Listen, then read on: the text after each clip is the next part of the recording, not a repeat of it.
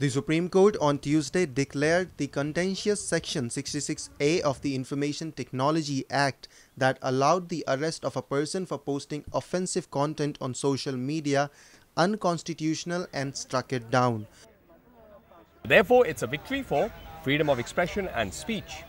And if at all, it's also a castigation of how the section was drafted and perhaps how the past conduct was resulted and the future expected conduct would be a factor that weighed in the mind when the Honorable Court commented that an assurance of this government may not be binding on the next. So we also look at it that yes, the government's assurance was looked at, but the section itself was constitutionally not valid.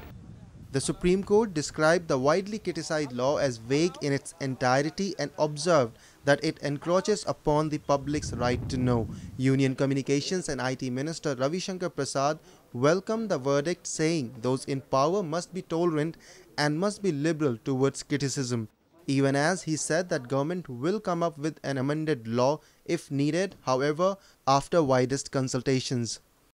Government led by Shri Narendra Modi ji fully supports freedom of speech and expression on social media. इस देश में social media काफ़ी grow किया है, लोग अपनी बात रखते हैं, उनको अपनी बात कहने का अधिकार है और उनको आलोचना करने का भी अधिकार है, उनको सलाह देने का भी अधिकार है और जो सत्ता में हैं उनको सहनशील होना चाहिए. Those who are in power must be tolerant and must be liberal towards criticism.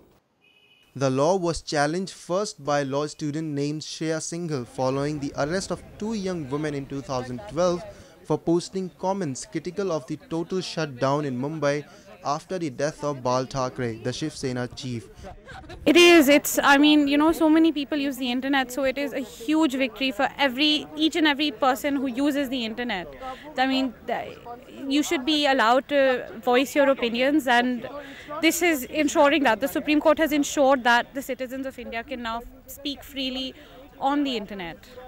देखो, जब ये स्टार्टिंग में जब ही हुआ था तब तो बहुत सारी परेशानियाँ सहन करना पड़ा था, क्योंकि ये बहुत सब जल्दी हो रहा था. एक्चुअली 15 मिनट्स के अंदर मैं पुलिस स्टेशन में थी, जो कभी मैंने सोचा भी नहीं था कि ऐसा होने के बाद, ऐसा अगर कमेंट करने के बाद मैं पुलिस स्टेशन में रहूँगी. और वर्स्ट पार्ट तो ये था कि मैं मेरे डैड को बता नहीं पाई कि एक्चुअली मैंने क्या लिखा था. तो उन्हें एक्चुअली सुबह तक क्लूलेस थे कि एक्चुअली मेरी बेटी ने क्या किया था. तो वो सब देखूंगी तो ऐसा लगता है कि यार नहीं होना चाहिए था ये. तो अभी ऐसा फील हो रहा है कि जो लोग तभी सपोर्ट नहीं कर रहे थे उनको शायद ऐसा फीलिंग आ गई होगी कि हमने एक्चुअली कुछ गलत नहीं किया था. Meanwhile, the court upheld Section 69 in its entirety that allows the government to block websites, while it watered down Section 79 of the IT Act, making it further difficult for the police to harass innocents for their comments on social networking sites. I think it's very good that the Supreme Court has taken the decision it has. I certainly hope there will be no attempt by the new government, the BJP government, to try and rewrite this law in some other form. The best thing to do is to leave it and let the existing laws of the country prevent hate speech, communal violence, slander and so on.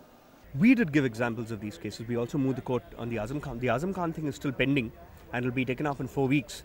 But more importantly for the future, what we saw actually with all the incidents that we mentioned in our petition is that mainly because it was difficult to arrest people under the Indian Penal Code provisions, which are also there in all these cases, they used to put in 66A. Now they will not be able to put that section, and that is how an arrest might be rarer than it has been so far.